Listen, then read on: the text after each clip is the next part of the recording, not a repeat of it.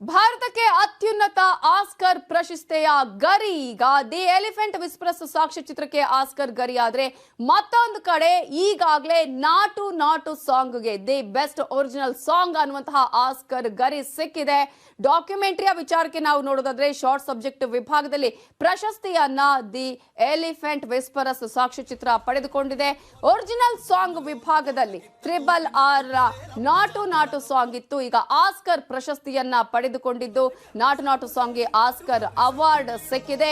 ಇಡೀ ಒಂದು ಭಾರತದ ಚಿತ್ರರಂಗಕ್ಕೆ ನಾವು ನೋಡಿದ್ರೆ ಇದು ಬಹಳ ಖುಷಿಯ, ಬಹಳ ಹೆಮ್ಮೆಯ, ಹಿರಿಮೆಯ ವಿಚಾರ ಅಂತಾನೆ ಹೇಳಬೇಕಾಗತ್ತೆ. 3 ವಿಭಾಗದಲ್ಲಿ ಒಂದು ನಾಮಿನೇಟ್ ಕೂಡ ಆಗಿತ್ತು. ಅದರಲ್ಲಿ ಪ್ರಮುಖವಾಗಿ ನಾವು ರಾಜಮೌಳಿ ಅವರ ನಿರ್ದೇಶನದ RRR ಚಿತ್ರದ ನಾಟು ನಾಟು ಸಾಂಗ್ ಒರಿಜಿನಲ್ ಸಾಂಗ್ ವಿಭಾಗದಲ್ಲಿ ನಾಮಿನೇಟ್ ಆಗಿತ್ತು. ಈಗ ನಾಟು ನಾಟು ಸಾಂಗ್ಗೆ ಆಸ್ಕರ್ ಅವಾರ್ಡ್ ಸಿಕ್ಕಿದೆ. ಈಗ ನಡೀತಾ ಇರುವಂತಹ ಜಾಗತಿಕ ಮಟ್ಟದ ಚಿತ್ರರಂಗದ ಅತ್ಯುನ್ನತ ಪ್ರಶಸ್ತಿಯ ವಿಭಾಗದಲ್ಲಿ ಪ್ರಮುಖವಾಗಿ ನಾವು ನೋಡೋದಾದ್ರೆ ನಾಟು ನಾಟು ಸಾಂಗ್ ಒರಿಜಿನಲ್ ಸಾಂಗ್ ವಿಭಾಗದಲ್ಲಿ ಪ್ರಶಸ್ತಿಯನ್ನ ಪಡೆದುಕೊಂಡಿದೆ. ಬಹಳ ನಿರೀಕ್ಷೆ ಕೂಡ ಇತ್ತು. ಆ ನಿರೀಕ್ಷೆ ಹುಸಿಯಾಗಿಲ್ಲ. ಆ ನಿರೀಕ್ಷೆ ಈಗ ಸತ್ಯ ಆಗಿದೆ. ನಾಟು ನಾಟು ಸಾಂಗ್ಗೆ ಆಸ್ಕರ್ ಅವಾರ್ಡ್ ಸಿಕ್ಕಿದೆ. ನಿರೀಕ್ಷೆಯನ್ನ ಇಡಲಾಗಿತ್ತು. ಈ ಒಂದು ಸಾಂಗ್ಗೆ ಖಂಡಿತವಾಗ್ಲೂ ಆಸ್ಕರ್ ಅವಾರ್ಡ್ ಸಿಕ್ಕೇ ಸಿಗುತ್ತೆ ಅನ್ನುವಂತಹ ನಿರೀಕ್ಷೆಯನ್ನ ಇಡೀ ಭಾರತೀಯ ಚಿತ್ರರಂಗದ ಚಿತ್ರ ಪ್ರೇಮಿಗಳು ಇಟ್ಟುಕೊಂಡಿದ್ರು. ಆ ನಿರೀಕ್ಷೆ ಹುಸಿಯಾಗಿಲ್ಲ. ಈಗ ಈ ಸಾಂಗ್ ಆಸ್ಕರ್ ಅವಾರ್ಡ್ ಅನ್ನ ಪಡೆದುಕೊಂಡಿದೆ. ಒರಿಜಿನಲ್ ಸಾಂಗ್ ವಿಭಾಗದಲ್ಲಿ RRR ಚಿತ್ರದ ನಾಟು ನಾಟು ಸಾಂಗ್ ಆಸ್ಕರ್ ಪ್ರಶಸ್ತಿಯನ್ನ ಪಡೆದುಕೊಂಡಿದ್ದು. ಕಾರ್ಯಕ್ರಮದಲ್ಲಿ ನಾಟು ನಾಟು ಸಾಂಗ್ ಝಲಕ್ ಕೂಡ ಇತ್ತು. ವೇದಿಕೆಯಲ್ಲಿ ನಾಟು ನಾಟು ಸಾಂಗ್ ಅನ್ನ ಹಾಡಲಾಗಿತ್ತು. ಅದೇ ರೀತಿಯಾಗಿ ಈ ಚಿತ್ರಕ್ಕೆ ಒಂದು ರೀತಿಯ ನಿರೀಕ್ಷೆ ಇತ್ತು. ಖಂಡಿತವಾಗ್ಲೂ ಒರಿಜಿನಲ್ ಸಾಂಗ್ ವಿಭಾಗದಲ್ಲಿ ಈ ಹಾಡಿಗೆ ಆಸ್ಕರ್ ಅವಾರ್ಡ್ ಬಂದೇ ಬರುತ್ತೆ. ಆ ನಿರೀಕ್ಷೆ ಈಗ ಸತ್ಯವಾಗಿದೆ. ಭಾರತೀಯ ಚಿತ್ರರಂಗದಲ್ಲಿ ಈ ಜಾಗತಿಕ ಚಿತ್ರರಂಗದ ಅವಾರ್ಡ್ ಸಿಕ್ಕಿರುವಂತದ್ದು ಬಹಳ ಖುಷಿಯ ವಿಚಾರ. ಈಗಾಗಲೇ ಭಾರತೀಯ ಚಿತ್ರ ಪ್ರೇಮಿಗಳು ಖುಷಿ ಪಡುವಂತಹ ವಿಚಾರ. ಈಗಾಗಲೇ RRR ಚಿತ್ರದ ನಾಟು ನಾಟು ಸಾಂಗ್ಗೆ ಒರಿಜಿನಲ್ ಸಾಂಗ್ ವಿಭಾಗದಲ್ಲಿ ಆಸ್ಕರ್ ಅವಾರ್ಡ್ ಸಿಕ್ಕಿದೆ. ಇದರ ಬಗ್ಗೆ ಇನ್ನಷ್ಟು ಡೀಟೇಲ್ಸ್ ಕೊಡೋದಕ್ಕೆ ನಮ್ಮ ಡೆಪ್ಯೂಟಿ ನ್ಯೂಸ್ ಎಡಿಟರ್ ಆಗಿರುವಂತಹ ರಾಘವೇಂದ್ರ ಗುಡಿ ನೇರ ಸಂಪರ್ಕದಲ್ಲಿ ಜಾಯ್ನ್ ಆಗಿದ್ದಾರೆ. ರಾಘವೇಂದ್ರ ಗುಡಿ, ಬಹಳ ನಿರೀಕ್ಷೆ ಇತ್ತು, ಬಹಳ ಒಂದು ಕುತೂಹಲವನ್ನ ಹುಟ್ಟು ಹಾಕಿತ್ತು. ಯಾಕಂದ್ರೆ ಒಂದ್ ಕಡೆ ಭಾರತೀಯ ಚಿತ್ರರಂಗ, ಇನ್ನೊಂದು ಕಡೆ ದಕ್ಷಿಣ ಭಾರತೀಯ ಚಿತ್ರರಂಗಕ್ಕೆ ಆಸ್ಕರ್ ಅವಾರ್ಡ್ ನ ಗರಿ.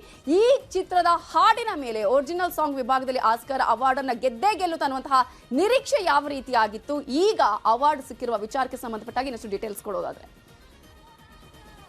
ಜಗತ್ತಿನ ಭೂಪಟಲದ ಮೇಲೆ ಭಾರತದ ಕೀರ್ತಿ ಪತಾಕೆ ಮತ್ತೊಂದು ಬಾರಿ ಹಾರಿದ ನಮಿತಾ ಅದ್ಭುತವಾಗಿರ್ತಕ್ಕಂಥ ನಾಟು ನಾಟು ಸಾಂಗಿಗೆ ಇವತ್ತು ಆಸ್ಕರ್ ನ ಅವಾರ್ಡ್ ಆಗಿರ್ತಕ್ಕಂಥದ್ದು, ಆಸ್ಕರ್ ಪುರಸ್ಕಾರ ದೊರೆತಿರ್ತಕ್ಕಂಥದ್ದು ಸಾಕಷ್ಟು ಆಯಾಮಗಳಲ್ಲಿ ಸಾಕಷ್ಟು ಖುಷಿಯನ್ನ ತರುವುದರ ಜೊತೆಗೆ ಹೆಮ್ಮೆಯನ್ನ ಕೂಡ ಮೂಡಿಸುವಂತದ್ದು. ಅಂದ್ರೆ ಆಸ್ಕರ್ ಬಂದಿದ್ದಕ್ಕೆ ಅದು ಗ್ರೇಟ್ ಆಯ್ತು ಅಂದ್ರೆ ಖಂಡಿತ ಇಲ್ಲ. ಆಸ್ಕರ್ ಅದಕ್ಕೆ ಅದರ ಗ್ರೇಟ್ನೆಸ್ಗೆ ಒಂದು ದಾರಿಯನ್ನ ಮಾಡಿಕೊಡ್ತು, ಅಥವಾ ಒಂದು ಸಪೋರ್ಟಿವ್ ಕ್ಯಾರೆಕ್ಟರ್ ಆಗಿ ಖಂಡಿತವಾಗಿ ಕೂಡ ಒಂದು ಭಾಗವನ್ನ ವಹಿಸುತ್ತೆ. ಆದ್ರೆ ಜಾಗತಿಕ ಮಟ್ಟದಲ್ಲಿ ಒಂದು ಭಾರತದಲ್ಲಿ ತಯಾರಾಗಿರ್ತಕ್ಕಂಥ made in India, made in ಅಂದ್ರೆ ಸಂಪೂರ್ಣವಾಗಿ ಭಾರತದಲ್ಲಿ ತಯಾರಾಗಿರ್ತಕ್ಕಂಥದ್ದು, ಭಾರತದ ಹಿರಿಮೆಯನ್ನೇ ಸಾರುವಂತ ಚಿತ್ರದ ಒಂದು ಹಾಡಿಗೆ, ಅದ್ಭುತವಾಗಿರ್ತಕ್ಕಂಥ ಹಾಡಿಗೆ ಇವತ್ತು ಆಸ್ಕರ್ ದೊರೆತಿರ್ತಕ್ಕಂಥದ್ದು ನಿಜಕ್ಕೂ ಕೂಡ ಅದೇ ಕಾರಣದಿಂದ ಹೆಮ್ಮೆಯನ್ನ ಮೂಡಿಸ್ತಾ ಇರುವಂತದ್ದು.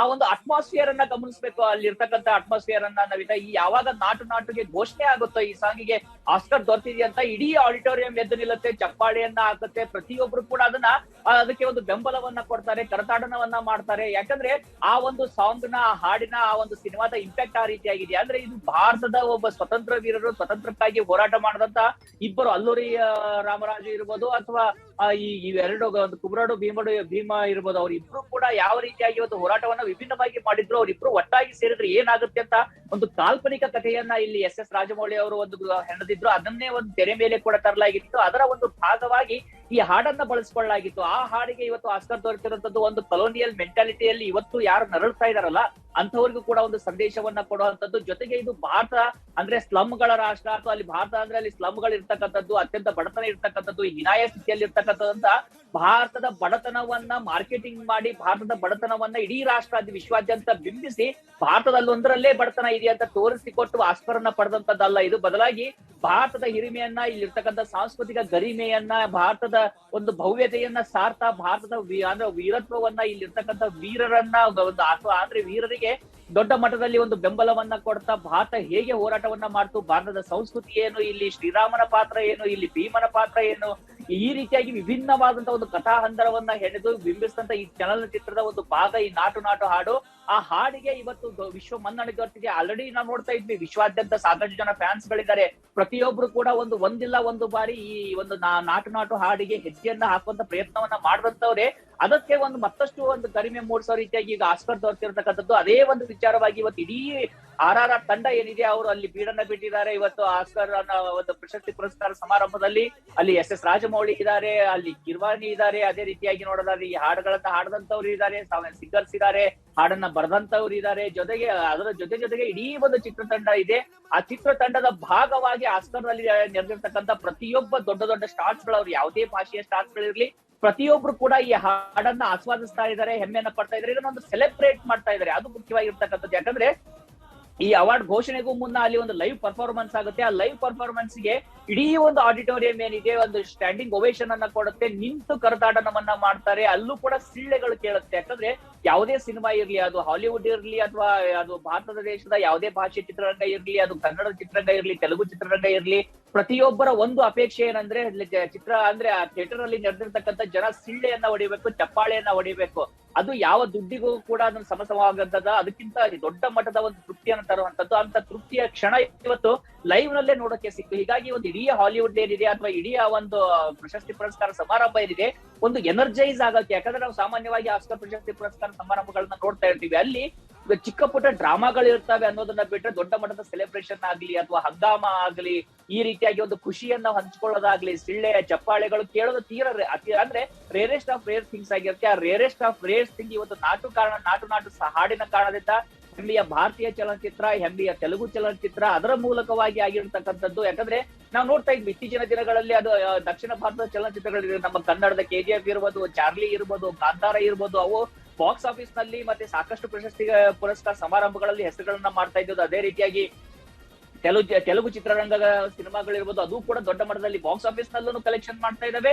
ಅದೇ ರೀತಿಯಾಗಿ ಅದು ಪ್ರಶಸ್ತಿಗಳ ವಿಚಾರದಲ್ಲೂ ಕೂಡ ಹೆಸರನ್ನ ಮಾಡ್ತಾ ಇದ್ದಾವೆ. ಅದರಲ್ಲಿ ತಮಿಳು ಚಿತ್ರರಂಗ ಕೂಡ ಹಿಂದೆ ಇಲ್ಲ, ಮಲಯಾಳಂ ಚಿತ್ರರಂಗ ಹಿಂದೆ ಇಲ್ಲ.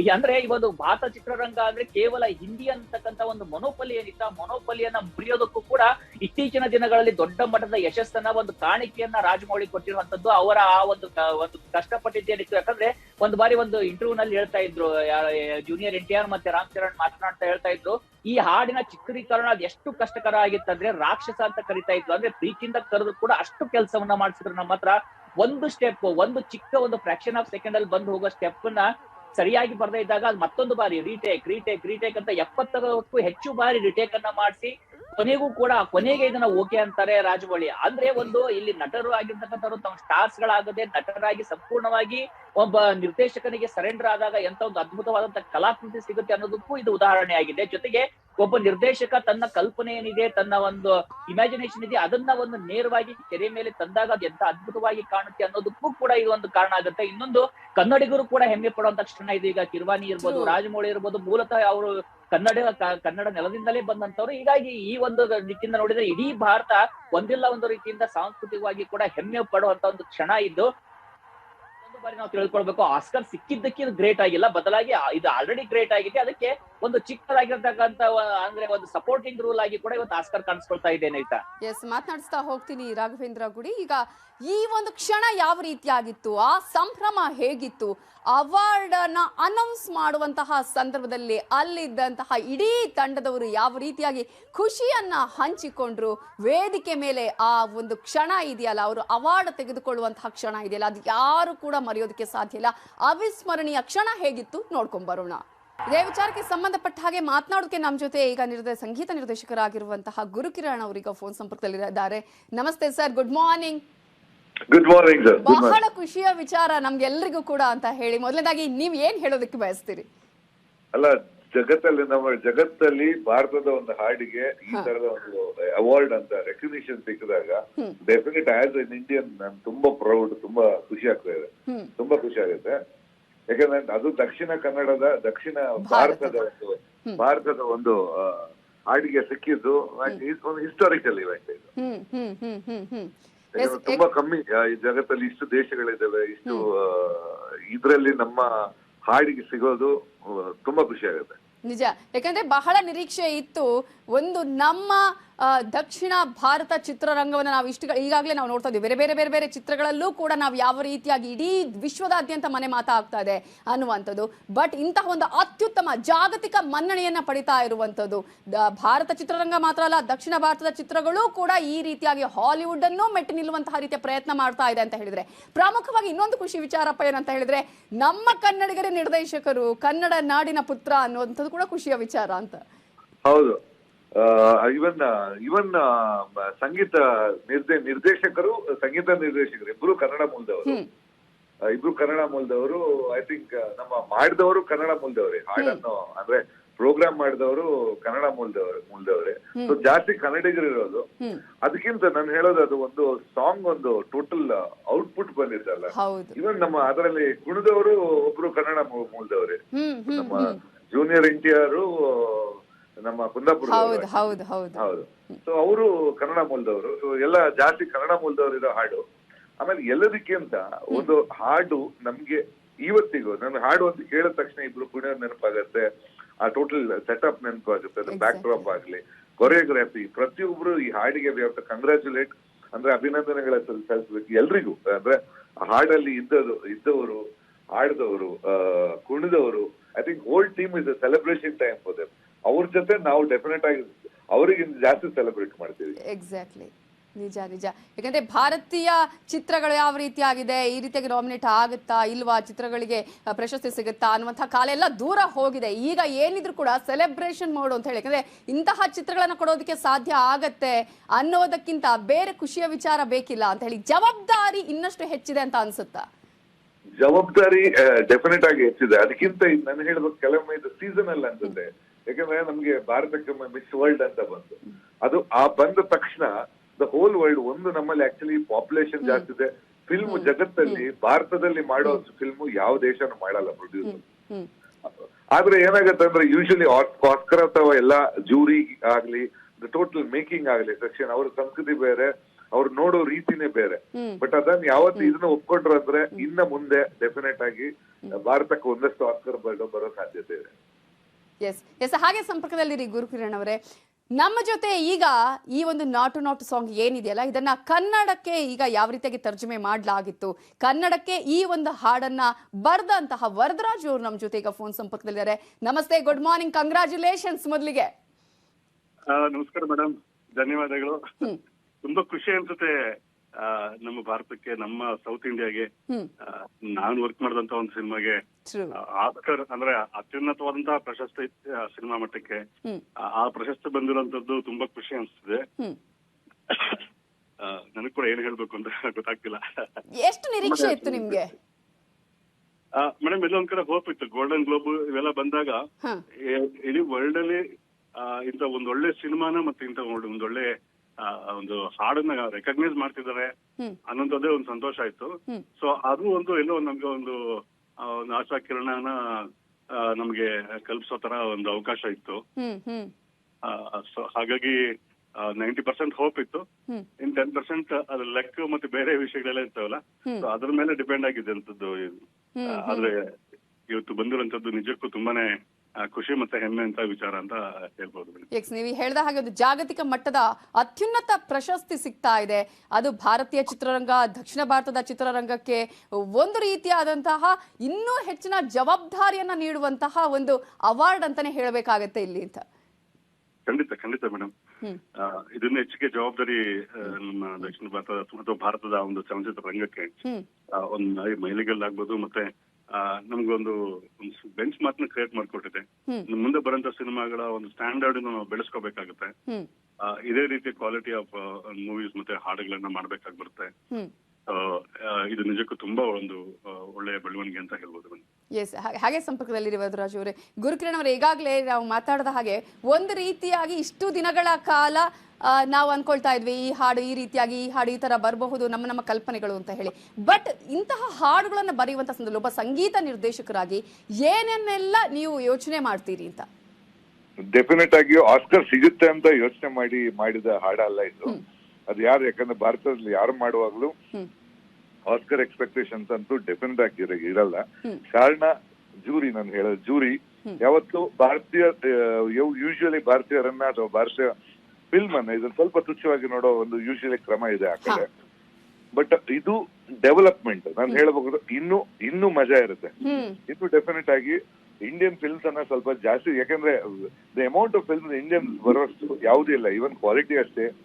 ಪಿಕ್ಚರ್ ಖರ್ಚು ಮಾಡೋದು ನಾವು ಸಾಧಾರಣ ಹಾಲಿವುಡ್ ಗಿಂತ ಕಮ್ಮಿ ಏನು ಖರ್ಚು ಮಾಡಲ್ಲ ಇಲ್ಲಿ ಫಿಲ್ಮ್ ಅಲ್ಲಿ. ಬಟ್ ಇತ್ತೀಚೆಗೆ ಲಾಟ್ ಆಫ್ ಡೆವಲಪ್ಮೆಂಟ್, ಒಳ್ಳೆ ರಿಯಲ್ ಕಾಂಪಿಟೇಷನ್ ಶುರು ಆಗಿದೆ.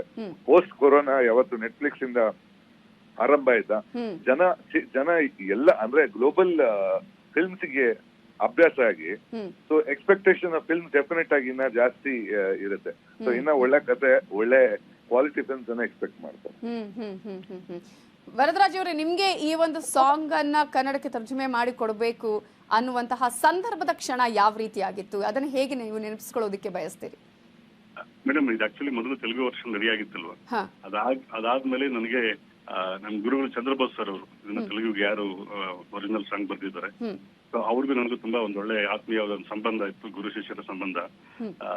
ನಾನು ಮೊದಲನೇ ಸಿನಿಮಾ ನಂದು ರಂಗಸ್ಥಳ ಸಿನಿಮಾಗೆ ಹಾಡುಗಳು ಬರೆದಾಗ ಅದರಲ್ಲಿ ಒಂದು ಸೆಂಟಿಮೆಂಟ್ ಸಾಂಗ್ ಇದೆ ತೆಲುಗಲ್ಲಿ, ಚಂದ್ರಬೋಸ್ ಅವರೇ ಹಾಡಿದ್ರು ಅದನ್ನ.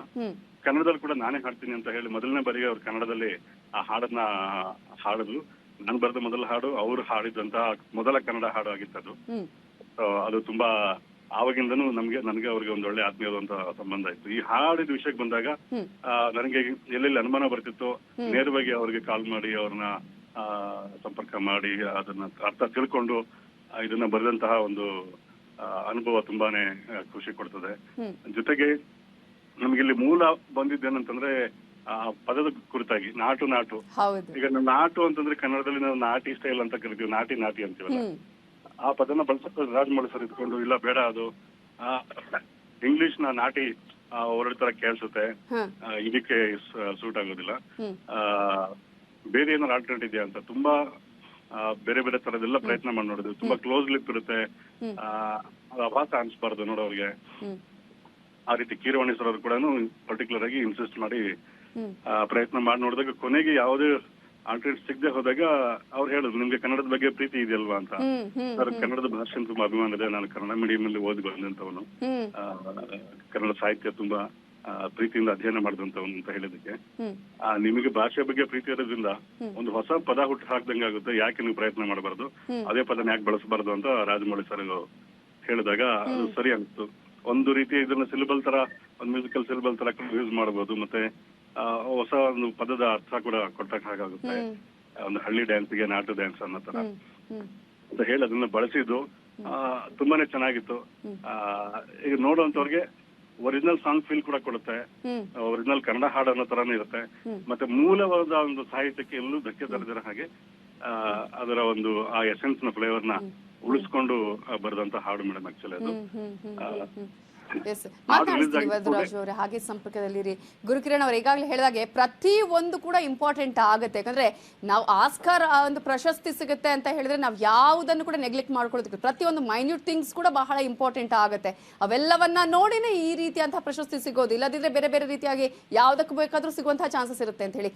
ಎಷ್ಟು ಇಂಪಾರ್ಟೆಂಟ್ ಆಗುತ್ತೆ, ಪ್ರತಿ ಒಂದು ವಿಚಾರವನ್ನು ನಾವು ಗಮನಿಸಬೇಕಾಗತ್ತೆ ಅಂತ ಹೇಳ್ತೀರಿ?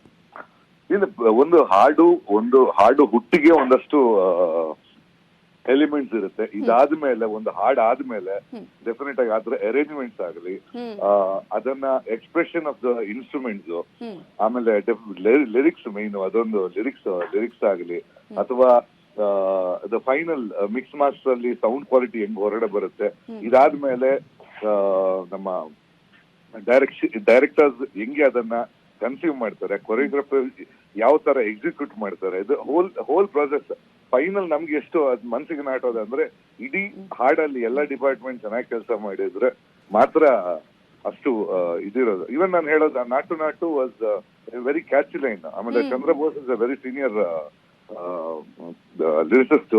ನಾನು ಅವ್ರ ಜೊತೆ ಒಂದು 4 ಚಿತ್ರಕ್ಕೆ ಕೆಲಸ ಮಾಡಿದ್ದೀನಿ. ಅಂದ್ರೆ ಪ್ರತಿಯೊಂದು ಸ್ಮಾಲ್ ಇಶ್ಯೂನು ಸ್ವಲ್ಪ ಸಣ್ಣ ಇದು ಕಾರಣ ಆಗುತ್ತೆ ಸಕ್ಸಸ್ಗೆ. ಇವನ್ ಹೇಳೋದು ಚಿಕ್ಕ ಈಗ ನಾಟು ಆಗ್ಲಿ ಅಥವಾ ಆ ಪರ್ಟಿಕ್ಯುಲರ್ ಸ್ಟೆಪ್ಸ್ ಆಗ್ಲಿ ನಮ್ ಕಣ್ಣು ಮುಂದೆ ಇದ್ದಂಗೆ ಇರುತ್ತೆ, ಅದು ಯಾವತ್ತು ಮರೆಯಕ್ಕಾಗಲ್ಲ.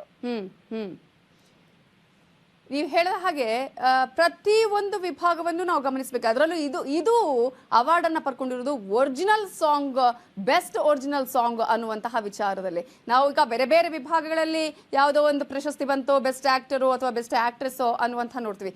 ಬಟ್ ಒಂದು ಭಾರತೀಯ ಚಿತ್ರರಂಗ, ಒಂದು ದಕ್ಷಿಣ ಭಾರತ ಚಿತ್ರರಂಗದಲ್ಲಿ ಒರಿಜಿನಲ್ ಅನ್ನುವಂಥದ್ದು ಇದೆಯಲ್ಲ, ಈ ವರ್ಡೇ ನಮ್ಗೊಂದು ಹೆಮ್ಮೆ ಅಂತ ಹೇಳಿ.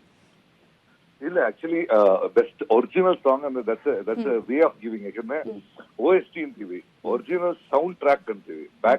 ನಾವು ಏನು ಇಲ್ಲಿ ರೀರೆಕಾರ್ಡಿಂಗ್ ಅಂತ ಹೇಳ್ತೀವಿ. ಅಫ್ಕೋರ್ಸ್ ಯೂಶಲಿ ಇನ್ನ ಬ್ಯಾಕ್ ಗ್ರೌಂಡ್ ಸ್ಕೋರ್ BGM ಅಂತಾರೆ ಹಾಡುಗಳಲ್ಲಿ. ಅದನ್ನ ಹೇಳೋ ಸ್ಟೈಲ್ ಆಸ್ಕರ್ ಆಗ್ಲಿ ಅಥವಾ ಈ ಇಂಟರ್ನ್ಯಾಷನಲ್ ಮಾರ್ಕೆಟ್ ಅಲ್ಲಿ it is called as original sound track ಅಂತ. ದಟ್ ಒರಿಜಿನಲ್ ಸಾಂಗ್ ಅಂದ ಕೂಡಲೇ ದಟ್ ಬೇಸಿಕ್ ಹೇಳೋ ಸಾಂಗ್ ಕೊಡೋ ಸ್ಟೈಲ್ ಅದೇ. ಹೌದು, ಬೆಸ್ಟ್ ಒರಿಜಿನಲ್ ಸಾಂಗ್ ಅಂತಲೇ ಕೊಡೋದು.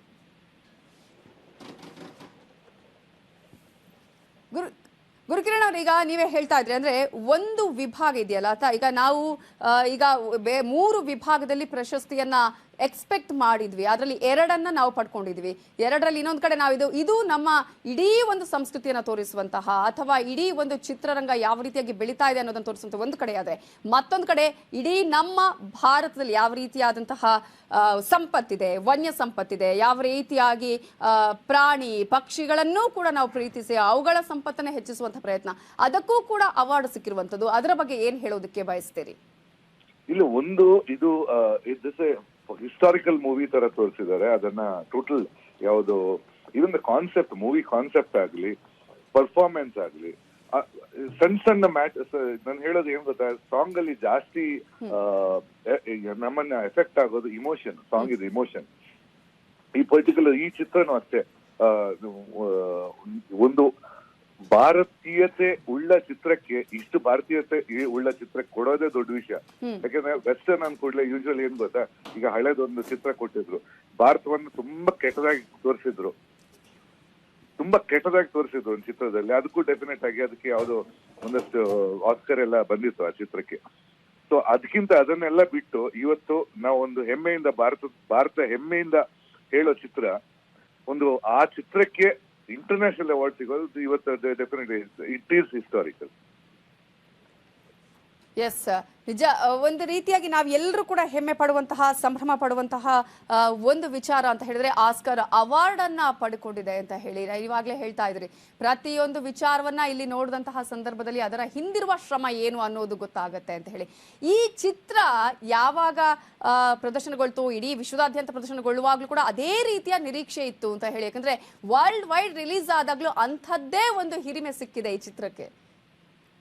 ಖಂಡಿತ. ಯಾಕಂದ್ರೆ ನಮ್ಗೆ ಒಂದು ದಕ್ಷಿಣ ಭಾರತ, ನಾನು ಹೇಳೋದು ಇಷ್ಟೇ ಇದೆ, ಯಾಕಂದ್ರೆ ನಮ್ಮ ಭಾರತದಲ್ಲೂ ಉತ್ತರ ಭಾರತದವರು ಡೆಫಿನೆಟ್ ಆಗಿ ನಮ್ಮನ್ನ ಒಂದ್ ಸ್ವಲ್ಪ ಡಿಗ್ರೇಡ್ ಮಾಡಿ ನೋಡೋದು, ಸೌತಿ ಅಥವಾ ಮದ್ರಾಸಿ ಅಂತ ಹೇಳಿ ನೋಡೋದು.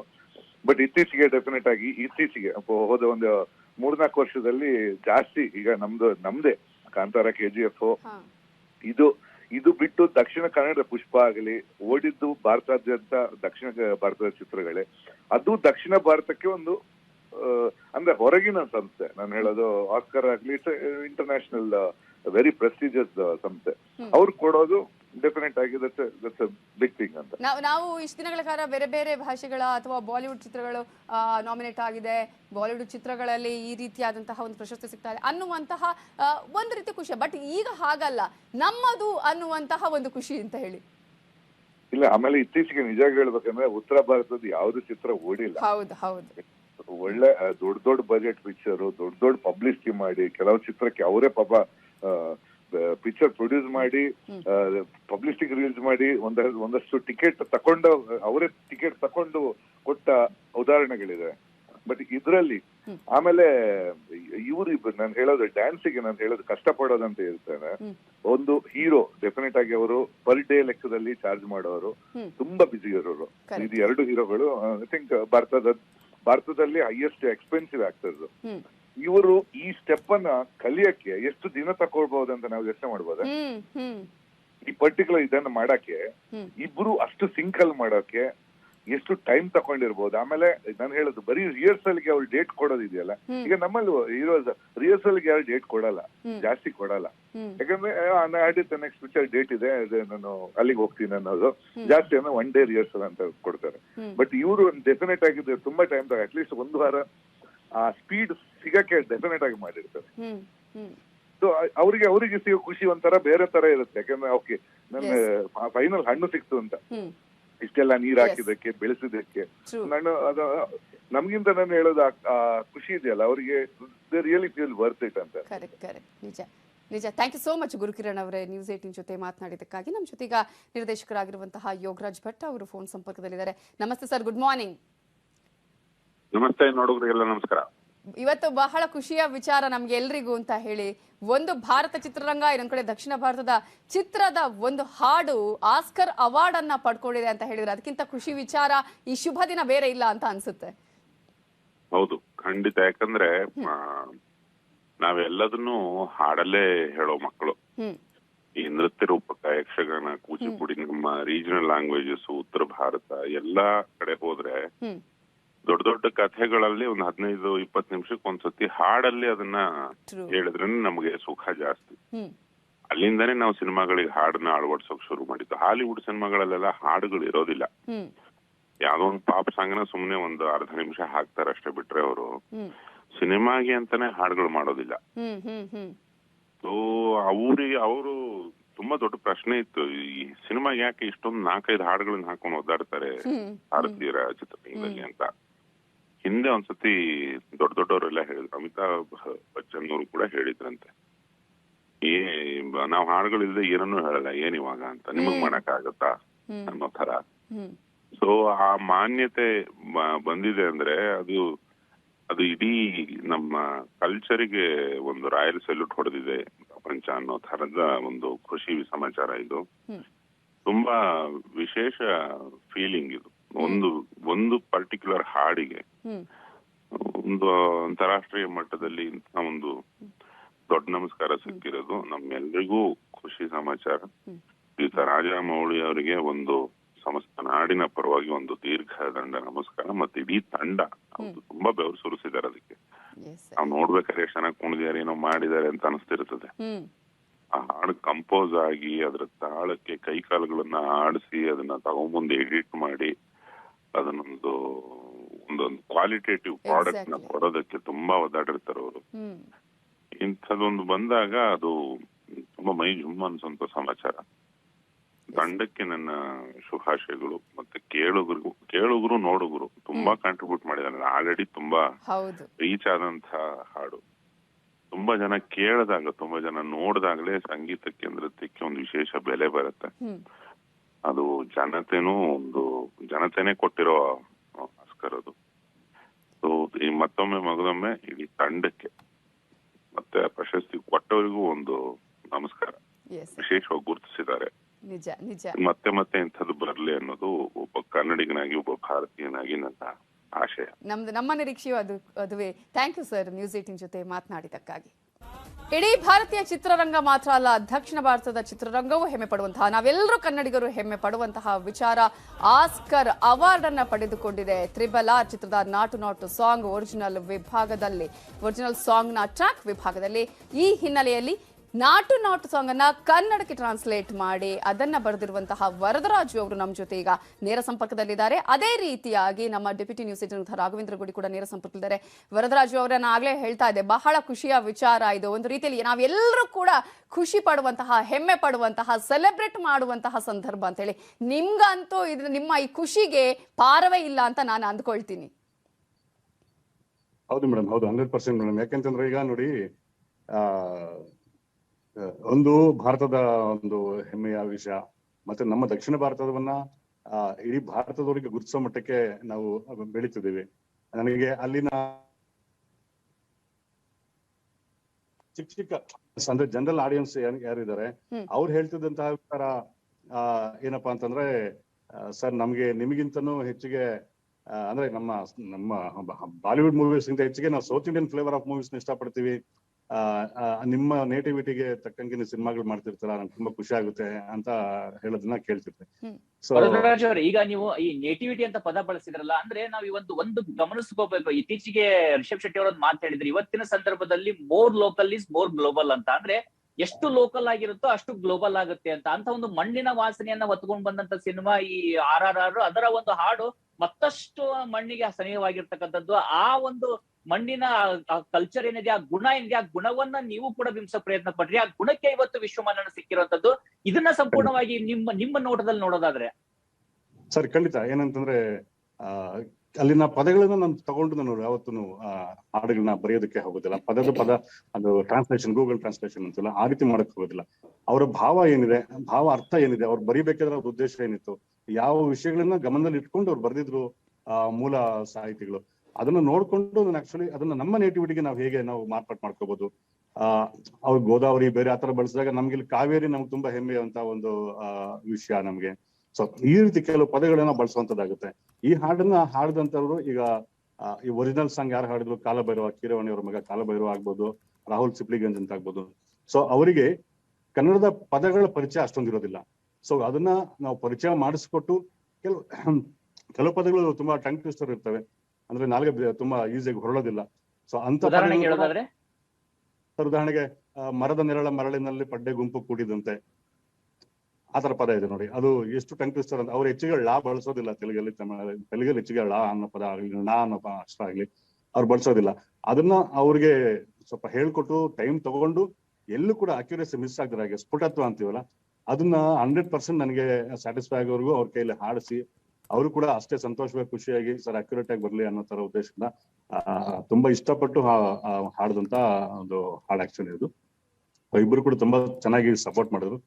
ಸೊ ಇಂಥ ಒಂದು ದೊಡ್ಡ ಒಂದು ಹೆಮ್ಮೆಯ ಒಂದು ಹಾಡಿಗೆ ಆಕ್ಚುಲಿ ಎಲ್ಲ ಹಾಡುಗಳು ಮತ್ತೆ ಎಲ್ಲ ಸಂಭಾಷಣೆ ಕೂಡ ನಾನೇ ಬರೆದೆ ಸಿನಿಮಾಗೆ. ಅದಕ್ಕೆ ಅವಕಾಶ ಮಾಡಿಕೊಟ್ಟ ಧನ್ಯವಾದಗಳನ್ನ ಅದಕ್ಕೆ ಇಷ್ಟಪಡ್ತೀನಿ. ಆಮೇಲೆ ಈಗ ನೀವು ಈ ಟ್ರಾನ್ಸ್ಲೇಷನ್ ವಿಷಯಕ್ಕೆ ಬರೋದಾದ್ರೆ ತುಂಬಾ ಜನ ಹೇಳ್ತಾರೆ ಒರಿಜಿನಲ್ ಸಾಂಗ್ ಬರೆಯೋದು ಎರಡು ಸಿನಿಮಾಗಳಿಗೆ ಒರಿಜಿನಲ್ ಹಾಡನ್ನ ಬರೆಯೋದು ಅತ್ಯಂತ ಸುಲಭ, ಕಂಪೇರೇಟಿವ್ಲಿ ಅದನ್ನ ಟ್ರಾನ್ಸ್ಲೇಟ್ ಮಾಡುವಂತದ್ದು ಬೇರೆ ಭಾಷೆಯಿಂದ ತಂದು ನೀವು ಹೇಳಿದಾಗೆ ಕೇವಲ ಭಾಷೆಗಳ ಅಥವಾ ಶಬ್ದಗಳನ್ನ ಟ್ರಾನ್ಸ್ಲೇಟ್ ಮಾಡೋದಲ್ಲ, ಭಾವವನ್ನು ಕೂಡ ಹಿಡಿದಿಡ್ಬೇಕಾಗತ್ತೆ. ಅದು ಕೂಡ ಆ ಮಾತ್ರೆ, ಆ ಒಂದು ಗ್ರಾಮರ್ ಏನಿರುತ್ತೆ, ಆ ಗ್ರಾಮರ್ಗೆ ತಕ್ಕದ ಹಾಗೆ ಇದು ಎಷ್ಟು ಚಾಲೆಂಜಿಂಗ್ ಆಗಿತ್ತು. ಅದರಲ್ಲೂ ರಾಜಮೌಳಿ ಅಂತ ಒಬ್ಬ ಪರ್ಫೆಕ್ಷನಿಸ್ಟ್ ನಿರ್ದೇಶಕನ ಹತ್ರ ಕೆಲಸ ಮಾಡುವಾಗ ಸರ್ ಅವ್ರೆಲ್ಲೂ ಕಾಂಪ್ರಮೈಸ್ ಆಗಿಲ್ಲ ಸರ್. ಇದು ಡಬ್ಬಿಂಗ್ ಸಿನಿಮಾ, ಸ್ವಲ್ಪ ಹಾಗೆ ಇರ್ಲಿ ಬಿಡು ಅಂತ ಎಲ್ಲೂ ಒಂದು ಚೂರು ಕೂಡ ಅವರು ಕಾಂಪ್ರಮೈಸ್ ಆಗುವಂತ ವ್ಯಕ್ತಿ ಅಲ್ಲ. ಆ ಹಾಡಿನ ಪ್ರತಿಯೊಂದು ಪದವನ್ನು ಕೂಡ ಅರ್ಥ ತಿಳಿದುಕೊಂಡು ಅವ್ರು ಅದನ್ನ ನೆಕ್ಸ್ಟ್ ಲೈನ್ ಹೋಗೋಣ ಅಂತ ಲೈನ್ ಬೈ ಲೈನ್ ಅವರು ಅದನ್ನ ಪರ್ಫೆಕ್ಟ್ ಆಗಿ ತೀಡಿ ತಿದ್ದಿದಂತ ಜಕ್ಕಣ್ಣ ಅಂತ ಕರಿತೀವಿ, ಅದೇ ರೀತಿ ಕೆಲಸ ಮಾಡ್ತಾರೆ ಅವ್ರು ಆಕ್ಚುಲಿ. ಅದೇ ರೀತಿ ಒಬ್ಬ ಆರ್ಟಿಸ್ಟ್ ಒಂದು ಪದನ ಏನು ಉಚ್ಚಾರಣೆ ಸರಿಯಾಗಿ ಮಾಡಿಲ್ಲ ಅಂತಂದಾಗ ಅದನ್ನ ಮತ್ತೆ ಕರೆಸಿ ಬೆಂಗಳೂರಿಂದ ಮತ್ತೆ ಕರೆಸಿ ಒಂದು ವರ್ಡ್ಗೋಸ್ಕರ ಮತ್ತೆ ಕರೆಸಿ ಡಬ್ಬಿಂಗ್ ಮಾಡಿಸುವಂತಹ ಒಂದು ಉದಾಹರಣೆ. ಯಾವ ರೀತಿಯ ಖುಷಿ ಇತ್ತು ಅಲ್ಲಿ ಇಡೀ ಒಂದು ಭಾರತೀಯ ಚಿತ್ರರಂಗಕ್ಕೆ ಅವರು ಖುಷಿಯನ್ನ ವ್ಯಕ್ತಪಡಿಸಿದ್ರು. ಎಲ್ರಿಗೂ ಥ್ಯಾಂಕ್ ಯು ಹೇಳಿರೋದನ್ನ ಕೂಡ ನಾವೀಗಾಗಲೇ ನೋಡಿದ್ವಿ. ಯಾಕಂದ್ರೆ ಇದು ಎಲ್ರಿಗೂ ಸಂದಿರುವಂತಹ ಖುಷಿ ಅನ್ನೋದನ್ನ ನಾವಿಲ್ಲಿ ಗಮನಿಸಬಹುದು. ಈ ಒಂದು ಹಾಡು ಕೇವಲ ಹಾಡಾಗಿ ಉಳಿದಿಲ್ಲ, ಭಾರತೀಯ ಚಿತ್ರರಂಗವನ್ನ ವಿಶ್ವ ಮಾನ್ಯತೆಯಿಂದ ಕೊಂಡೊಯ್ದಿದೆ. ತುಚ್ಛವಾಗಿ ಕಾಣುವಂತಹ ಈ ಸಂದರ್ಭದಲ್ಲಿ ಇದರ ಒರಿಜಿನಾಲಿಟಿ ಏನು, ಅದರ ಸ್ವಾಭಾವಿಕತೆ ಏನು ಅನ್ನುವಂತಹ ಒಂದು ಪ್ರಯತ್ನವನ್ನು ಕೂಡ ಮಾಡಲಾಗಿದೆ. ವರದರಾಜ್ ಅವರೇ, ಈಗ ಮಾತನಾಡಿಸ್ತಾ ಹೋಗ್ತೀನಿ, ಇಡೀ ಒಂದು ಕಂಪ್ಲೀಟ್ ಪ್ಯಾಕೇಜ್ ಇಲ್ಲಿ ಗೆದ್ದಿದೆ ಅಂತಾನೆ ಹೇಳಬೇಕಾಗುತ್ತೆ. ಯಾಕಂದ್ರೆ ಸಂಗೀತ ಆಗಿರ್ಬೋದು, ಇಲ್ಲಿ ಸಾಹಿತ್ಯ ಆಗಿರ್ಬೋದು, ನೃತ್ಯ ಆಗಿರ್ಬೋದು, ಚಿತ್ರೀಕರಣ ಆಗಿರ್ಬೋದು, ಅದರಲ್ಲಿ ಬಳಕೆ ಮಾಡಿದಂತಹ ಪ್ರತಿಯೊಂದು ಇನ್ಸ್ಟ್ರೂಮೆಂಟ್ಸ್ ಆಗಿರ್ಬೋದು, ಅಲ್ಲಿ ಬಳಕೆ ಮಾಡಿದಂತಹ ಪ್ರತಿಯೊಂದು ವಿಚಾರವನ್ನ ನಾವಿಲ್ಲಿ ಗಮನಿಸಿದ್ರೆ, ಹಾಗೇನೆ ಅಲ್ಲಿದ್ದಂತಹ ಒಂದು ಪ್ರೀತಿಯನ್ನ ನಾವು ಇಲ್ಲಿ ಗಮನಿಸಬಹುದು. ಇಡೀ ಒಂದು ವಿಶ್ವದಾದ್ಯಂತ ಈ ಚಿತ್ರ ಪಡ್ಕೊಂಡಂತಹ ಪ್ರೀತಿ ಇದು ಗೆಲುವಿನ ಸಾಧ್ಯತೆಯನ್ನ ಹೆಚ್ಚಿಸುತ್ತೆ ಅಂತ ಅನಿಸ್ತಿದ್ಯಾ ಹೇಗೆ ಅಂತ? ಮೇಡಮ್, ಈಗ ನೋಡಿ, ರಾಜಮೌಳಿ ಸರ್ ಅವರು ಏನು ಎಫರ್ಟ್ ಇದೆ, ಆ ಎಫರ್ಟ್ಗೆ ಅಂದ್ರೆ ಯಾರು ಎಕ್ಸ್ಪೆಕ್ಟ್ ಮಾಡಿರ್ಲಿಲ್ಲ. ಈಗ ಆಗ್ಲಿ ಯರೋಜ್ ಭಟ್ರು ಅಥವಾ ಗುರುಕಿರಣ್ ಸರ್ ಹೇಳ್ತಿದ್ದಂಗೆ ಆಸ್ಕರ್ ಬರುತ್ತೆ ಅಂತ ಯಾರು ಮಾಡ್ಲಿಲ್ಲ ಆಕ್ಚುಲಿ ಈ ಕೆಲಸನ. ಜನಕ್ಕೆ ಇಷ್ಟ ಆಗ್ಲಿ ಅನ್ನೋ ಉದ್ದೇಶಕ್ಕೋಸ್ಕರ ಮಾಡಿದಂತಹ ಒಂದು ಸಿನಿಮಾ ಮತ್ತು ಒಂದು ಈ ಹಾಡುಗಳು ಜನಕ್ಕೆ ಇಷ್ಟ ಆಗೋದಲ್ದಿರ ಇದು ವಿಶ್ವಕ್ಕೆ ಇಷ್ಟ ಆಗುತ್ತೆ ಅಂತ ಎಕ್ಸ್ಪೆಕ್ಟ್ ಯಾರು ಮಾಡಿರ್ಲಿಲ್ಲ. ಸೊ ಆ ಮಟ್ಟ ಹೋಗಿದೆ ಅಂತ ನೆಕ್ಸ್ಟ್ ಮುಂದೆ ಮಾಡ್ಬೇಕಾಗಿರುವಂತಹ ಒಂದು ಸಿನಿಮಾ ಆಗ್ಬೋದು ಅಥವಾ ಹಾಡುಗಳಾಗ್ಬೋದು, ಇನ್ನು ಜವಾಬ್ದಾರಿನ ಡೆಫಿನೆಟ್ ಆಗಿ ಹೆಚ್ಚಿಸುತ್ತೆ ಇದು ಆಕ್ಚುಲಿ. ನೀವಾಗ್ಲೇ ಹೇಳ್ತಾ ಇದ್ರೆ ಮೂಲ ವಿಚಾರ ಆಗಿರ್ಬೋದು ಅಥವಾ ನಾವು ಅದನ್ನ ತರ್ಜುಮೆ ಮಾಡುವಂತ ಸಂದರ್ಭದಲ್ಲಿ ನಾವು ನೋಡ್ತೀವಿ. ಈಗ ಅನೇಕ ಚಿತ್ರಗಳ ಡಬ್ಬಿಂಗ್ ಮಾಡುವಂತಹ ಸಂದರ್ಭದಲ್ಲಿ ಎಷ್ಟೋ ಅಸಂಬದ್ಧ ಪದಗಳು ಬಂದಿರುತ್ತೆ. ಅದರ ನಾವು ಟೈಟಲ್ ನೋಡಿದ್ರೆ ಇದು ಯಾವ್ದು ಸಿನಿಮಾ ಅದಕ್ಕೂ ಇದಕ್ಕೆ ಏನ್ ಸಂಬಂಧ ಅನ್ನುವಂತಹ ರೀತಿ ಇರುತ್ತೆ. ಎಷ್ಟು ಚಾಲೆಂಜಿಂಗ್ ಆಗಿರುತ್ತೆ ಅಂತ.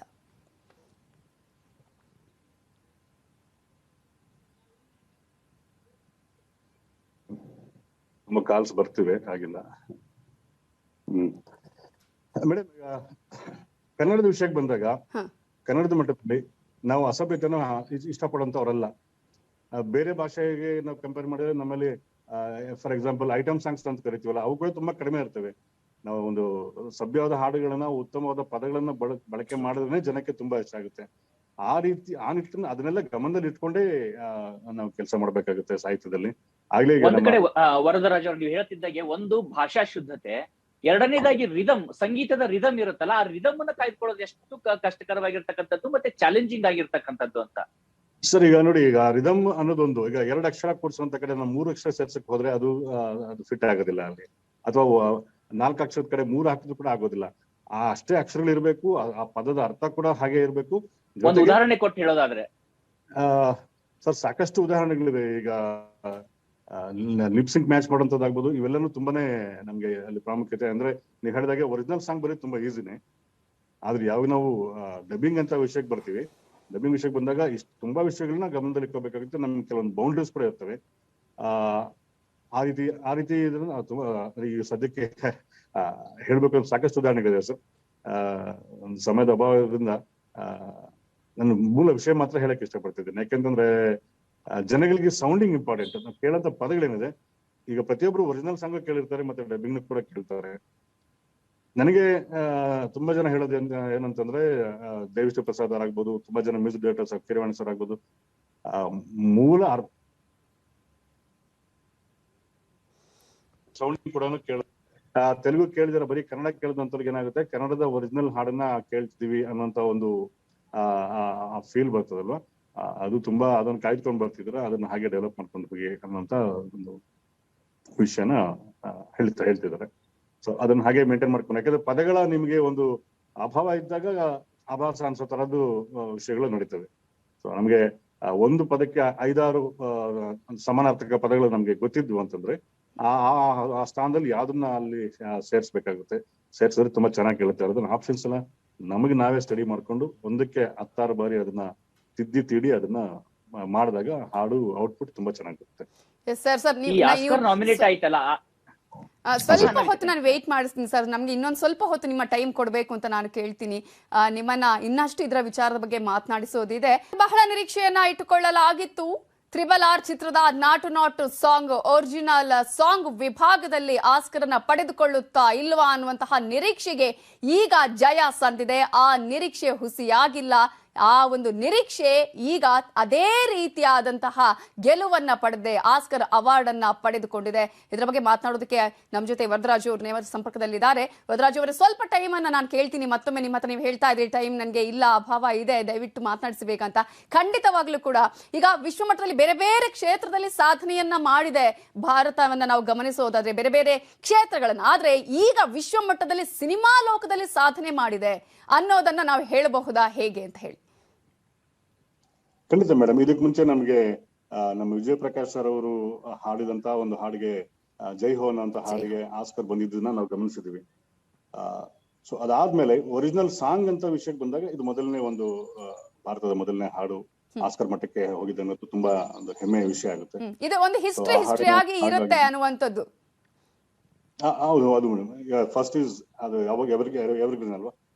ಎಷ್ಟು ನೆಕ್ಸ್ಟ್ ಮುಂದೆ ಬರುವಂತ ಎಷ್ಟೊಂದು ಆಸ್ಕರ್ ಅವಾರ್ಡ್ಗಳು ಎಷ್ಟೇ ಬರ್ಲಿ, ಕೊನೆಗೆ ಮೊದಲನೇ ಯಾವ್ದು ಬಂದಿತ್ತು ಅನ್ನೋ ವಿಷಯ ಬಂದಾಗ ಈ ಹಾಡು ಚಿರಸ್ಥಾಯಿಯಾಗಿ ಉಳಿಯುತ್ತೆ ಅನ್ನೋಂಥದ್ದು ಒಂದು ನೆನಪಲ್ಲಿ ಇಟ್ಕೊಳ್ಳುವಂತ ವಿಷಯ ಆಗುತ್ತೆ.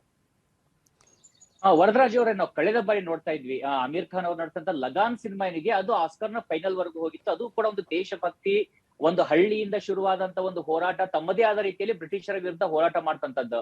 ಇವತ್ತು ನಾವು RRR ಅನ್ನು ಗಮನಿಸ್ತಾ ಇದ್ದೀವಿ. ಇದು ಕೂಡ ಒಂದು ದೇಶಭಕ್ತಿಯನ್ನು ಸಾರುವಂತದ್ದು, ಭಾರತದ ಸಾಂಸ್ಕೃತಿಕ ಹಿರಿಮೆಯನ್ನ ಸಾರುವಂತದ್ದು. ಹೀಗಾಗಿ ಈ ಒಂದು ನಿಟ್ಟಿನಲ್ಲಿ ನೋಡಿದಾಗ ಮುಂಬರುವಂತ ಚಲನಚಿತ್ರಗಳು ಮತ್ತು ಮುಂಬರುವಂತ ದಿನಗಳಲ್ಲಿ ಯಾವ ರೀತಿಯಾದಂತಹ ಚಾಲೆಂಜಸ್ ಮತ್ತೆ ಅಪರ್ಚುನಿಟಿಗಳು ಸಿನಿಮಾ ಮೇಕರ್ಸ್ ಗೆ, ಜೊತೆಗೆ ನಿಮ್ಮ ರೀತಿಯಾಗಿರ್ತಕ್ಕಂತ ಒಬ್ಬ ಬರಹಗಾರ ಇರ್ಬೋದು ಅಥವಾ ಕವಿ ಇರ್ಬೋದು, ಇವ್ರಿಗೆ ತೆರೆದುಕೊಳ್ತಾ ಹೋಗ್ಬೋದು? ಸರ್ ಅದನ್ನೆಲ್ಲ ಈಗ ಈ ತರ ಬರೆದ್ರೆ ನಮ್ಗೆ ಅವಾರ್ಡ್ ಬರುತ್ತೆ, ಆ ರೀತಿ ಬರೆದ್ರೆ ನಮ್ಗೆ ಅವಾರ್ಡ್ ಬರುತ್ತೆ ಅಂತ ಉದ್ದೇಶ ಇಟ್ಕೊಂಡು ನಾವು ಮಾಡಕ್ ಹೋದ್ರೆ ಜನಗಳಿಗೆ ತಲುಪೋದಕ್ಕೆ ಕಷ್ಟ ಆಗುತ್ತೆ. ಯಾವುದೇ ಕಾರಣಕ್ಕೂ ನಾವು ಉದ್ದೇಶ ಜನಗಳ ಒಂದು ಪ್ರೀತಿಯನ್ನು ಗಳಿಸುವಂತದ್ದು, ಜನಗಳಿಗೆ ಮನರಂಜನೆ ಕೊಡುವಂತ ಉದ್ದೇಶ ಇಟ್ಕೊಂಡು ಮಾತ್ರ ನಾವು ಮಾಡ್ತಿದ್ರೆ ನಮ್ಮ ಸೊಗಡನ್ನ ಕಳ್ಕೊಳ್ದಿರ ನಾವು ಮಾಡ್ತಿದೀವಿ ಅನ್ಕೊಳ್ಳಿ, ಅದು ಯಾವ ಮಟ್ಟಿಗೆ ಬೇಕಾದ್ರೂ ಹೋಗುವಂತಹ ಅವಕಾಶ ಇರ್ತದೆ. ಒಂದು ಇನ್ನೊಂದು ಏನಂತಂದ್ರೆ ಎಷ್ಟೋ ಕಡೆ ನಾನು ಸುಮಾರು ಜನ ಮಾತಾಡ್ಕೊಳ್ಳೋದನ್ನ ಕೇಳಿಸ್ಕೊಂಡಿದ್ದೀನಿ. ಈ ಅಪವಾದಗಳು ಏನಿರ್ತವೆ ಅಂತಂದ್ರೆ ಆಸ್ಕರ್ ಅವಾರ್ಡ್ಗೆ ಲಗಾನ್ ಹೋಗಿ ಫೈನಲ್ಗೆ ಹೋಗಿ ಯಾಕೆ ಬರ್ಲಿಲ್ಲ ಅಂತಂದ್ರೆ ಅದು ಬ್ರಿಟಿಷರ ವಿರುದ್ಧವಾಗಿ, ಆಂಗ್ಲರ ವಿರುದ್ಧವಾಗಿತ್ತು ಸಿನಿಮಾ. ಅವತಾರ್ ಕೂಡ ಅಷ್ಟೇ, ಅದು ಅವ್ರು ನಾವು ನೆಗೆಟಿವ್ ಆಗಿ ತೋರಿಸುವಂತದ್ದು, ಬೇರೆ ಗ್ರಹಕ್ಕೆ ಹೋಗಿ ಅಲ್ಲಿ ಕೂಡ ಅದನ್ನ ಪ್ರಕೃತಿನ ಹಾಳು ಮಾಡುವಂತ ವಿಷಯದಲ್ಲಿ ಇತ್ತು. ಅಷ್ಟು ಚೆನ್ನಾಗಿದ್ರು ಕೂಡ ಅದಕ್ಕೆ ಯಾಕೆ ಆಗ ಆಸ್ಕರ್ ಬರ್ಲಿಲ್ಲ ಅನ್ನೋಂತ ವಿಷಯಕ್ಕೆ ತಗೊಂಡಾಗ ಈ ರೀತಿ RRR ನೋಡಿದ್ರೆ ನಾವು ಕೂಡ ಬ್ರಿಟಿಷರ ವಿರುದ್ಧ ಹೋರಾಟ ಮಾಡಿ ಜಯ ಗಳಿಸಿದಂತಹ ಒಂದು ಕಥೆನ ಹೊಂದಿರುವಂತಹ ಸಿನಿಮಾ ಇದು. ಸೊ ಇಲ್ಲಿ ಕಥೆಯಲ್ಲಿ ಒಂದು ಬದಲಾಗ್ತಿರುವಂತಹ ವಾತಾವರಣ, ಜೊತೆಗೆ ಬದಲಾಗ್ತಿರುವಂತಹ ಭಾರತ ಕೂಡ ಅದರ ಒಂದು ಸ್ಟ್ಯಾಚರ್ ಕೂಡ ಇವತ್ತು ಅಂತಾರಾಷ್ಟ್ರೀಯ ಮಟ್ಟದಲ್ಲಿ ಬೆಳೀತಾ ಇದೆ. ಜೊತೆಗೆ ಭಾರತದ ಚಲನಚಿತ್ರಗಳು ಕೂಡ ಬೆಳೀತಾ ಇದಾವೆ. ಆ ಸಂಬಂಧಗಳು ಇರ್ಬೋದಲ್ವಾ ಇಲ್ಲಿ? ಸರ್ ಆಗುತ್ತೆ, ಖಂಡಿತ. ನೋಡಿ, ಈಗ ಭಾರತದ ಕಡೆ ಪ್ರಪಂಚಕ್ಕೆ ತಿರುಗಿ ನೋಡುವಂತಹ ಸಾಕಷ್ಟು ವಿಚಾರಗಳು ನಡೀತಿವೆ. ಈಗ ನಾವು ಇಡೀ ಕೋವಿಡ್ಗೆ ಪ್ರಪಂಚಕ್ಕೆ ನಾವು ಔಷಧಿಯನ್ನ ಲಸಿಕೆಗಳನ್ನ ಸಪ್ಲೈ ಮಾಡಿದಂತಹ ದೇಶ. ಒಂದು ಕಾಲದಲ್ಲಿ ನಾವು ಪಡ್ಕೊಳ್ತಿದ್ವಿ, ಈಗ ನಾವು ಕೊಡ್ತಿದ್ವಿ, ಕೊಡೋ ಮಟ್ಟಕ್ಕೆ ಹೋಗ್ತಿದ್ವಿ ಅಂದ್ರೆ ಆಟೋಮೆಟಿಕ್ ಆಗಿ ಎಲ್ಲರೂ ನಮ್ಮನ್ನು ನಮ್ಮ ಕಡೆ ತಿರುಗಿ ನೋಡುವಂತಹ ವಿಷಯ ಅದು. ಈ ರೀತಿಯಾಗಿ ವಿಶ್ವಮಾನ್ಯತೆ ಪಡಿತಿರುವಂತಹ ದೇಶ ಅಂತ ನಾವು ಹೆಮ್ಮೆಯಿಂದ ಹೇಳುವಂತಹ ಸಂದರ್ಭ ಇದು. ಅದೇ ರೀತಿ ಸಿನಿಮಾಗೆ ಸಂಬಂಧಪಟ್ಟ ಹಾಗೆ ನೋಡಿದ್ರು ಕೂಡ ನಮ್ಮ ಸಿನಿಮಾಗಳನ್ನ ಇಡೀ ಪ್ರಪಂಚ ನೋಡ್ತಿದ್ದಾರೆ, ಗಮನಿಸ್ತಿದ್ದಾರೆ. ಸೊ ಅದ್ರಲ್ಲಿರುವಂತಹ ಒಳ್ಳೆ ಅಂಶಗಳನ್ನು ಕೂಡ ಅರ್ಥ ಮಾಡ್ಕೊಳ್ತಿದ್ದಾರೆ. ಈಗ ಈ RRR ಸಿನಿಮಾ ಏನಿದೆ, ಇಡೀ ಪ್ರಪಂಚದಲ್ಲಿ ಎಲ್ಲಾ ದೇಶಗಳಲ್ಲೂ ಕೂಡ ಬಿಡುಗಡೆ ಆಯ್ತು. ಈ ಜಪಾನಲ್ಲಿ ನಿಮ್ಗೆ ನೋಡ್ಬೋದು ನೀವು 100 days ಅನ್ನೋ ಕಾನ್ಸೆಪ್ಟ್ ಎಷ್ಟು ದಿನ ಆಯ್ತು ಹೋಗಿ ನಮ್ಮ ಭಾರತದಲ್ಲಿ. ಮೊದಲು 100 days, 175 days, 25 weeks ತರ ಎಲ್ಲ ಇತ್ತಲ್ವಾ. ಅದು ಈಗ ಜಪಾನಲ್ಲಿ 100 days ಓಡಂತ ಒಂದು ಮಟ್ಟಕ್ಕೆ ಈ ಸಿನಿಮಾ ತಗೊಂಡು ಹೋಗಿದೆ ಅಂತಂದ್ರೆ ಲೋಕಲ್ ಸಿನಿಮಾಗಳು ಕೂಡ ಅಲ್ಲಿ ಯಾರು ನೋಡೋದಿಲ್ಲ ಅಷ್ಟೊಂದು. ಅದನ್ನ ಈ ಸಿನಿಮಾನ ಅಷ್ಟು ಪ್ರೀತಿಯಿಂದ ನೋಡ್ತಿದ್ದಾರೆ ಇಡೀ ಬೇರೆ ದೇಶಗಳಲ್ಲಿ ಅನ್ನೋ ತರ ವಿಷಯಕ್ಕೆ ಬಂದಾಗ ನಾವು ಕೊಡ್ತಿರೋಂಥ ಕಾನ್ಸೆಪ್ಟ್ ಏನಿದೆ, ನಾವು ಕೊಡ್ತಿರೋಂತಹ ವಿಷಯ ಜನರಿಗೆ ಇಷ್ಟ ಆಗ್ತದೆ, ತಲುಪ್ತದೆ, ಅವ್ರ ಮನಸ್ಸಿಗೆ ನಾಟೋ ತರ ಆಗ್ತದೆ. ಅದರಿಂದಾನೇ ಇಷ್ಟೆಲ್ಲ ನಮ್ಗೆ ಮಾನ್ಯತೆ ಸಿಗ್ತಿದೆ ಅಂತ ಹೇಳ್ಬೋದು. ಈ ಕಣ್ಣೀರು, ನೋವು, ನಗು, ಬಾಂಧವ್ಯ, ಸ್ನೇಹ, ಈ 5 ಅಂಶಗಳಿದಾವೆ. ಇದಕ್ಕೆ ಭಾಷೆಯ ತೊಡಕಿಲ್ಲ ಅಂತಾರೆ. ಇದು ಭಾಷೆಯನ್ನ ಮೀರಿ ಕೂಡ ಜನರನ್ನ ಬೆಸೆಯುವಂತ ಒಂದು ಬಂಧಗಳು. ಇದೇ ಪ್ರಮುಖವಾದಂತ ಕಾರಣ ಇರ್ಬೋದಾ? ನೀವು ಹೇಳಿದಾಗೆ ಈಗ ಜಪಾನ್ ನಲ್ಲಿ 100 days ಓಡ್ತಾ ಇದೆ, ಕೊರಿಯನ್ಸ್ ನಾಡು ಡ್ಯಾನ್ಸ್ ಮಾಡ್ತಿದ್ದಾರೆ, ಬ್ರಿಟಿಷರು ಕೂಡ ಇದ್ರ ಬಗ್ಗೆ ಡ್ಯಾನ್ಸ್ ಮಾಡ್ತಾ ಇದ್ದಾರೆ. ಮೊನ್ನೆ ನಮ್ಮ ಜೈಶಂಕರ್ ಅವರು ಕೂಡ ಮಾತನಾಡ್ತಾ, ಬ್ರಿಟಿಷ್ ನ ಮಾಜಿ ಅಧ್ಯಕ್ಷ, ಅಲ್ಲಿ ಮಾಜಿ ಪ್ರಧಾನಿ ಕೂಡ ಮಾತನಾಡ್ತಾ ಈ ವಿಷಯ ಹೇಳಿದ್ರು, RRR ನಲ್ಲಿ ಬ್ರಿಟಿಷರನ್ನ ನಾವು ತುಂಬಾ ಚೆನ್ನಾಗಿ ತೋರಿಸಿದೀವಿ ಅಂತ. ಅಂದ್ರೆ ಈ ರೀತಿಯಾದಂತ ವಿಷಯಗಳನ್ನ ನಾವು ಗಮನಿಸ್ತಾ ಹೋದಾಗ ವರದರಾಜ್ ಅವರೇ, ಹೇಗೆ ಇಲ್ಲಿ ಇನ್ವಾಲ್ವ್ ಆಗ್ತಾ ಹೋಗುತ್ತೆ ಅಂತ? ಸರ್ ಆ ವಿಷಯಕ್ಕೆ ಬಂದಾಗ ಈಗ ನೋಡಿ, ಈಗ ನೀವು ಹೇಳಿದ್ರಿ ಈಗ ಬೇರೆ ದೇಶಗಳಲ್ಲಿ ಯಾವ ರೀತಿ ಪ್ರೀತಿಸ್ತಾರೆ, ಇದಕ್ಕೆ ಸಂಗೀತಕ್ಕೆ ಮತ್ತೆ ಇದಕ್ಕೆ ಭಾಷೆ ಇರೋದಿಲ್ಲ ಅಂತ ನೀವು ಹೇಳಿದ್ರಿ. ಅದು ಖಂಡಿತ ನಿಜ. ಈಗ ನೀವು ಕೆಲವು ಸಿನಿಮಾಗಳು ನಿಮ್ಗೆ ಅರ್ಥ ಆಗದಿರೋ ಭಾಷೆಯಲ್ಲಿ ನೀವು ಸಿನಿಮಾ ನೋಡ್ಬೇಕಾದ್ರೆ ಸಬ್ ಟೈಟಲ್ಸ್ ನೋಡಿ ಮತ್ತೆ ಮೇಲ್ ನೋಡ್ತಿದ್ರೆ ನಮ್ಗೆ ಅದ್ರ ಆ ಫೀಲ್ ಅರ್ಥ ಆಗೋದಿಲ್ಲ. ಸಬ್ ಟೈಟಲ್ಸ್ ಪಕ್ಕಕ್ಕಿಟ್ಟು ಅಲ್ಲಿ ಏನ್ ನಡೀತಿದೆ ಅನ್ನೋ ಭಾವ ಮಾತ್ರ ಅರ್ಥ ಮಾಡ್ಕೊಳ್ತಾ ಹೋದ್ರೆ ಆ ಸಿನಿಮಾದಲ್ಲಿ ನಾವು ಇನ್ವಾಲ್ವ್ ಆಗ್ತೀವಿ, ನಮ್ಗೆ ಭಾಷೆ ಬೇಕಾಗೋದಿಲ್ಲ. ಅದೇ ರೀತಿ ಸಂಗೀತಕ್ಕಂತೂ ಭಾಷೆ ಇಲ್ವೇ ಇಲ್ಲ, ಅದಂತೂ 100% ಹೇಳ್ಬೋದಾಗುತ್ತೆ.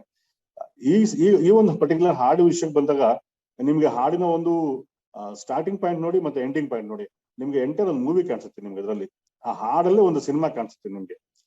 ಅಲ್ಲಿ ಹೇಗೆ ಶುರುವಾಗುತ್ತೆ, ಯಾವ ರೀತಿ ನಮ್ಗೆ ಅವಮಾನ ಮಾಡ್ತಾರೆ, ನಮ್ಗೆ ಯಾವ ರೀತಿ ನಮ್ಗೆ ಡ್ಯಾನ್ಸ್ ಮಾಡಕ್ ಬರೋದಿಲ್ಲ ಇಂಡಿಯನ್ಸ್ಗೆ, ಕರಿಯರ್ಗೆ ಇವ್ರಿಗೆಲ್ಲ ಏನ್ ಗೊತ್ತಿವೆಲ್ಲ, ಸಾಲ್ಸಾ ಗೊತ್ತಾ, ಮತ್ತೊಂದು ಗೊತ್ತಾ, ಈ ರೀತಿ ಆತರ ಅವಮಾನ ಮಾಡೋಂತ ಟೈಮಲ್ಲಿ ಇವರು ನಿಮ್ಮೆಲ್ಲಕ್ಕಿಂತ ಹೆಚ್ಚಿಗೆ ನಮ್ಮ ಒಂದು ನಾಟಿ ಸ್ಟೈಲ್ ಒಂದು ಡ್ಯಾನ್ಸ್ ಇದೆ, ಅದು ನಿಮಗ್ ಗೊತ್ತಾ ಅಂತ ಕೇಳ್ಬಿಟ್ಟು ಅದರಲ್ಲಿ ತಮ್ಮ ಒಂದು ಏನು ಟ್ಯಾಲೆಂಟ್ ಇದೆ ಅದನ್ನ ಪ್ರೂವ್ ಮಾಡ್ಕೊಂಡು ಅಷ್ಟು ಜೋಶಲ್ಲಿ ಅದನ್ನ ಹಾಡಿ ಅವ್ರನ್ನೆಲ್ಲ ಸೋಲಿಸಿ ನಾವು ಗೆದ್ದಿದ್ದೀವಿ ಅಂದ್ರೆ ಅದು ಎಂಟರ್ ಸಿನಿಮಾ ಇದೆ. ಈಗ ಸ್ಟಾರ್ಟಿಂಗ್ ಇಂದ ಕ್ಲೈಮ್ಯಾಕ್ಸ್ ಮುಗಿದ ಹಾಗೆ ಆತರ ಒಂದು ಕಾನ್ಸೆಪ್ಟ್ ನ ಕೊಟ್ಟಾಗ ಯಾರಿಗೆ ತಾನೇ ಇಷ್ಟ ಆಗೋದಿಲ್ಲ.